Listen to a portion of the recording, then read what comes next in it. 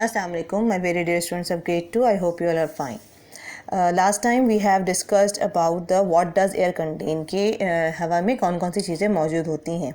Now the question is इस lesson number 15 page number 85 what does wind do. अब वो सवाल आपसे करें कि ये हवा आपके लिए क्या करती है, ये क्यों ज़रूरी है. ठीक है, तो as you all know that we can live without food even for 5 weeks. हम 5 हफ्ते तक खाए बगैर ज़िंदा रह सकते हैं. 5 दिन तक हम पानी के बगैर भी ज़िंदा रह सकते हैं, लेकिन हम 5 मिनट हवा के बगैर ज़िंदा नहीं रह सकते. Because air contains lots of useful gases for us. और इसके अलावा हवा जो है वो मुख्तलिफ़ चीज़ों के लिए एक बहुत अहम रोल प्ले कर रही होती है. और आप ये देख सकते हैं इस डायग्राम में भी कि ठीक है, हवा की ही मौजूदगी जो है वो कि जैसे विंडमिल है या सेल बोट है, हैंड ग्लाइडर है, काइट है, ये सारी चीज़ें जो हैं ये हवा से ही वर्क कर रही हैं. यानी आप ये कह सकते हैं कि हवा हमारे इर्द गिर्द मौजूद है और ये चीज़ों को इधर से उधर मूव करने के लिए एक अहम रोल प्ले करती है. यानी हम कह सकते हैं wind is a bounty of Allah. ये हमारे लिए एक अल्लाह की बहुत बड़ी नेमत और रहमत है. ये जो चीज़ें चल रही हैं, ये जो चीज़ें वर्क कर रही हैं, it is all because of the air. अगर हवा मौजूद ना हो, विंड मौजूद ना हो, तो ये सारी चीज़ें स्टॉप हो जाएं. क्योंकि हमें हवा दिखती नहीं है, हवा हम देख नहीं सकते, बट हवा को हम फील कर सकते हैं. ये महसूस होती है अगर हमने कपड़े डाले.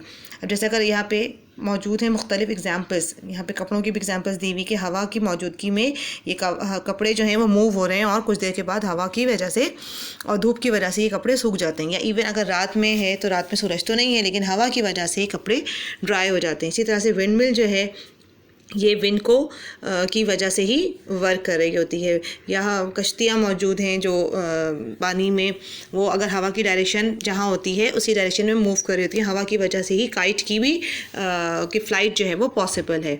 अगर हम चाहें कि विंड किस डायरेक्शन में मूव कर रही हो तो उसके लिए वैसे तो अपैरेटस होते हैं, लेकिन हाथ से भी अगर उंगली मुट्ठी में डस्ट पार्टिकल्स या सैंड पार्टिकल्स लिए जाएं और उसको आहिस्ता आहिस्ता छोड़ा जाए, थ्रो किया जाए, तो जिस डायरेक्शन में हवा चल रही होगी उसी डायरेक्शन में मिट्टी के पार्टिकल्स जो हैं वो उस साइड पे फ्लो करना शुरू हो जाएंगे, मूव होना शुरू हो जाएंगे. और इससे ये पता चलेगा कि हवा की किस तरफ से डायरेक्शन है. फिर इसी तरह से अगर हम बात करें कि अपैरेटस हमारे पास कौन से हो सकते हैं, तो इसके लिए विंड वेन जो है एक ऐसा अपैरेटस है जो कि विंड की डायरेक्शन बताता है. जैसे अभी तो हाथ से हमने देखा था कि सैंड पार्टिकल्स को जो है थ्रो किया गया, जिस डायरेक्शन में सैंड मूव कर रहा था या डस्ट पार्टिकल्स मूव कर रहे थे, वही हवा की डायरेक्शन भी इंडिकेट करते हैं. विंड वेन एक ऐसा अपैरेटस होता है जो कि हवा की डायरेक्शन को इंडिकेट करता है. और हवा की स्पीड कितनी है उसके लिए एनीमोमीटर रहता है, उसमें कप्स मौजूद होते हैं. ये डायग्राम है इसकी, और ये हवा की स्पीड बताता है. ज़रूरी नहीं कि हवा हमेशा एक ही स्पीड से ब्लो कर रही हो. कभी हवा बहुत फास्ट उसका की स्पीड होती है जिससे पता चलता है कि ये जो कप्स होंगे ये बहुत तेज़ी के साथ स्पिन करना शुरू कर देंगे. इसमें कप्स मौजूद हैं, 4 कप्स होते हैं एनीमोमीटर में.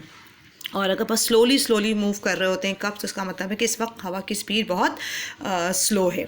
अगर वो हवा जो बहुत तेज़ी के साथ ब्लो कर रही होती है वो क्या कहलाती है, गेल कहलाती है, GALE गेल. जबकि बहुत हल्की और ठंडी हवाएं जो हैं, जब हवा बहुत स्लोली ब्लो कर रही हो तो वो क्या कहलाती है, वो ब्रीज कहलाती है. और गेल से कभी कभी बहुत नुकसानात भी हो सकते हैं, दरख्त वगैरह भी उखड़ जाते हैं, तार जो है वो टूट सकते हैं. हवा जो है वो बाज़ औक़ात तबाही भी मचाती है अगर ये गेल की शक्ल में बहुत तेज़ स्पीड और डायरेक्शन के साथ ब्लो कर रही हो. लेकिन इसके अंदर जो मौजूद गैसेस हैं वो बहुत इंपॉर्टेंट होती हैं. और इसके अलावा जब ये हमने लास्ट पढ़ा था कि विंड मिल है, काइट है, हैंड ग्लाइडर है, एरोप्लेन्स हैं, वो सारी चीज़ें भी हवा की मौजूदगी की मोहताज हैं. परिंदे जिस तरह से ब्लो कर रहे होते हैं या फ्लाई कर रहे होते हैं, उनके लिए भी हवा की डायरेक्शन जो है वो बहुत एक इम्पॉर्टेंट रोल प्ले करती है. So this is all about for this chapter. I think ये भी बहुत आसान और इंटरेस्टिंग सा चैप्टर है. अगर इसके अलावा भी कोई मुश्किल है, कोई चीज़ ऐसी है जो समझ नहीं आ रही, तो आप पूछ सकते हैं. But I think it's very easy. Okay students, take care of yourself. Allah हाफ़िज़.